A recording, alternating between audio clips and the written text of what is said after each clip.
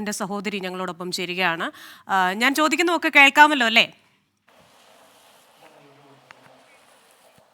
Okay, കേൾക്കാം. Okay. ഈ രാഹുൽ ഇന്നലെ വരെ വീട്ടിലുണ്ടായിരുന്നു എന്നല്ലേ പറയുന്നത്? എപ്പോഴാണ് രാഹുലിനെ വീട്ടിൽ നിന്ന് കാണാതായത്? അല്ലെങ്കിൽ അതുമായി ബന്ധപ്പെട്ട് നിങ്ങൾക്ക് ഒരു വിവരവുമില്ലേ? ഇല്ല, ഇതുവരെ ഞങ്ങൾക്ക് അവനെപ്പറ്റി ഒരു വിവരവും കിട്ടിയിട്ടില്ല. വക്കീലിനെ കാണാൻ പോകണമെന്ന് പറഞ്ഞിരുന്നു. പിന്നെ കണ്ടോ വിവരം ഒന്നും അറിയില്ല. ഇതുവരെ ഞങ്ങൾ അവനെ കോണ്ടാക്ട് ചെയ്യാൻ ശ്രമിക്കുന്നുണ്ട്, പക്ഷെ ഇതുവരെ കോണ്ടാക്ട് ചെയ്ത് കിട്ടിയിട്ടില്ല അവനെ. എപ്പോ വരെ വീട്ടിലുണ്ടായിരുന്നു രാഹുൽ? ഇന്നലെ ഉച്ച വരെ ഇവിടെ ഉണ്ടായിരുന്നു കുഞ്ഞ്. ഉച്ചയ്ക്ക് ശേഷമാണ് രാഹുൽ കാണാതായത്. അതിനുശേഷം നിങ്ങൾ ബന്ധപ്പെടാൻ ശ്രമിക്കുന്നുണ്ട്, പക്ഷേ രാഹുൽ എവിടെയാണെന്ന് അറിയില്ല. അഭിഭാഷകനെ കാണാൻ പോയി എന്ന് പറഞ്ഞാണ് പോയത് അല്ലേ? അറിയില്ല. ഈ സംഭവം നടക്കുമ്പോൾ സഹോദരി വീട്ടിലുണ്ടായിരുന്നോ? എന്തായാലും വിവാഹം കഴിഞ്ഞ് 5-ാം ദിവസമൊക്കെ ആകുമ്പോൾ വീട്ടിൽ നിന്ന് പോകാനൊരു സാധ്യതയൊക്കെ കുറവല്ലേ? അപ്പോൾ വീട്ടിലുണ്ടായിരുന്നോ?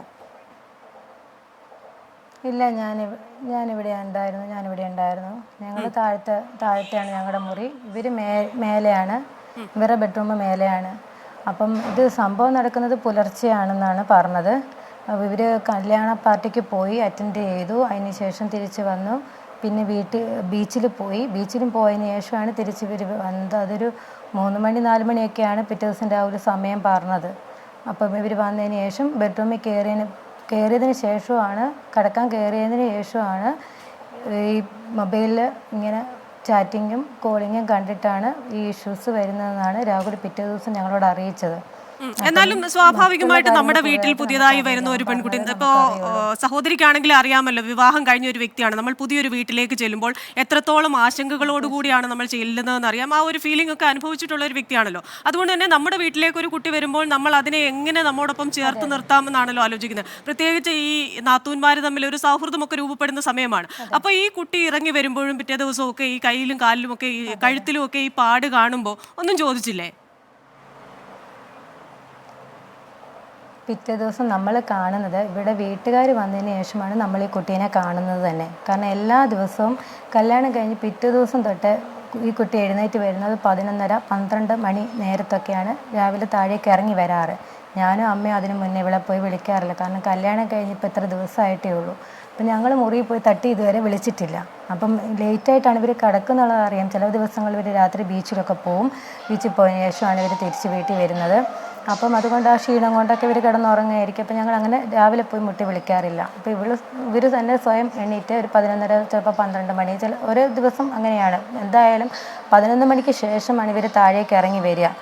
ഇതുപോലെ വന്ന് ഫുഡും കഴിച്ച് ചായയും കുടിച്ചിട്ട് കയറി അങ്ങ് അതുപോലെ തന്നെ റൂമിൽ പോയിരിക്കും. താഴെ വന്നാൽ ഞങ്ങളോടൊന്ന് മുഖം തരികയോ ഞങ്ങളോട് സംസാരിക്കുകയോ ഈ കുട്ടി ചെയ്യാറില്ല. പിറ്റേ ദിവസം തന്നെ അങ്ങനെയാണ്. പിറ്റേ ദിവസം മുതലേ അങ്ങനെയാണ്. അപ്പോൾ എന്നോടോ അമ്മയോടോ ഒരു മിംഗ്ലിംഗ് ആയിട്ട് ഇതുവരെ ഇടപെട്ടിട്ടില്ല ആ കുട്ടി. അപ്പം അല്ല, പക്ഷെ വിവാഹത്തിന് മുമ്പൊക്കെ നമ്മൾ സാധാരണ പഴയ കാലമൊന്നും അല്ലല്ലോ. ഇപ്പോഴാണെങ്കിൽ ഈ വിവാഹത്തിന് മുമ്പ് തന്നെ പെൺകുട്ടി ഈ ആരെയാണോ വിവാഹം കഴിക്കുന്ന ആളുടെ കുടുംബവുമായി ഒരു സൗഹൃദം സ്ഥാപിക്കുകയും സംസാരിക്കുകയും ഏത് സാരിയോ കൊടുക്കും, നമ്മൾ അങ്ങനെ സ്ത്രീകൾ സംസാരിക്കുന്ന ചില കാര്യങ്ങളൊക്കെ ഇല്ല. അങ്ങനെ ഒരു അടുപ്പമൊന്നും ഇല്ലായിരുന്നോ? അപ്പം അല്ല, അടുപ്പം എന്ന് പറഞ്ഞു കഴിഞ്ഞാൽ ഞങ്ങളുടെ കൂടെ 2 ദിവസം ഈ കുട്ടി ഉണ്ടായിരുന്നു. ഈ കല്യാണം അവർ ഉറപ്പിച്ചു നമ്മൾ കല്യാണം നടത്താമെന്നുള്ള ഞങ്ങൾക്കൊരു വാക്ക് തന്ന് കഴിഞ്ഞപ്പോൾ ഡ്രസ്സ് എടുക്കാൻ വേണ്ടിയിട്ട് 2 ദിവസം ഞങ്ങളുടെ കൂടെ ഈ കുട്ടി ഉണ്ടായിരുന്നു. ആ 2 ദിവസവും ഈ കുട്ടി ഇവൻ്റെ കൂടെയാണ് കൂടുതലും താല്പര്യപ്പെട്ട് നിന്നിരുന്നത്. എപ്പോഴും ഇവനെ ഇങ്ങനെ കെട്ടിപ്പിടിച്ചും ഇവൻ്റെ കൈ ചേർത്ത് പിടിച്ചിട്ടും എപ്പോഴും ഇങ്ങനെ നടക്കും. അപ്പം ഞങ്ങൾ കൂടുതൽ അതിൻ്റെ ഇടയ്ക്ക് കയറി സംസാരിക്കാനും ഞങ്ങളും ശ്രമിച്ചിട്ടില്ല. ആ കുട്ടി ഇങ്ങോട്ടിട്ട് വരാറുമില്ല. എപ്പോഴും ഞങ്ങളോട് അങ്ങനെയാണ് കുട്ടി പെരുമാറാറ്. എപ്പോഴും ചായ കുടിക്കാൻ വന്നാൽ പോലും ഇവിടെ വീട്ടിലുള്ളപ്പോൾ പോലും അവനോടായിട്ട് കൂടുതൽ എപ്പോഴും താല്പര്യപ്പെട്ട് അവനോട് സംസാരിച്ചുകൊണ്ടേയിരിക്കും. ഞങ്ങളോട് അങ്ങനെ അധികം സംസാരിക്കാറില്ല.